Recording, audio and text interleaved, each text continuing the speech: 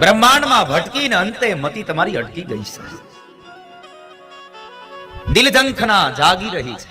શેની? તો કહે છે ભગવાનના નિર્માણ કેમ કર્યું હશે, ભગવાને આ દુનિયા કેમ રચી હશે? અરે સાહેબ, ભગવાને જેમ રચી તેમ કઈ રીતે રચી છે ઈ જાણવા કરતા, જોવા કરતા, જે રચ્યું છે ને એને જોઈને તારું જીવન આનંદમાં વિતાવી દે સાહેબ. અને જેમ રચ્યું છે, કેવી રીતે રચ્યું ઈ જો જાણવા ગયો ને તો તારી બુદ્ધિ સહકી જાય, કામ નહીં કરે, તારું ત્યાં પૂર્ણ થઈ જશે, તારી બુદ્ધિ કામ નહીં કરે.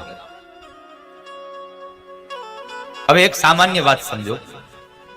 દરિયા કિનારે ખારા જળના એક દરિયાના કિનારે 50 થી 70 ફૂટ ઊંચું ઝાડ ઉગે, એને એક ફળ લાગે અને 3 પડ હોય. એને શ્રીફળ નાળિયેર ને 3 પડ હોય.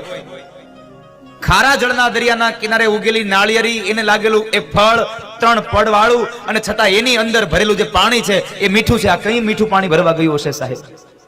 આ તમારી બુદ્ધિ કામ નહીં કરે.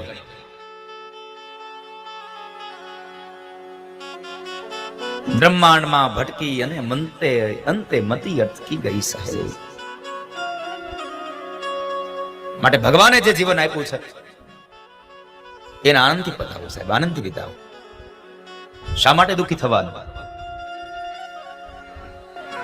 સુખ પણ એની કૃપા અને દુઃખ પણ એની જ કૃપા છે સાહેબ.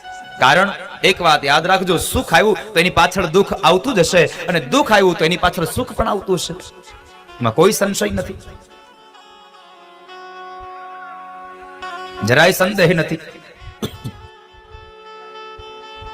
ભગવાનના નિજ ધામમાં, ભગવાનના ચરણારવિંદમાં શાંતિ સમાયેલી. એટલે ભગવાનને પ્રાર્થના કરે,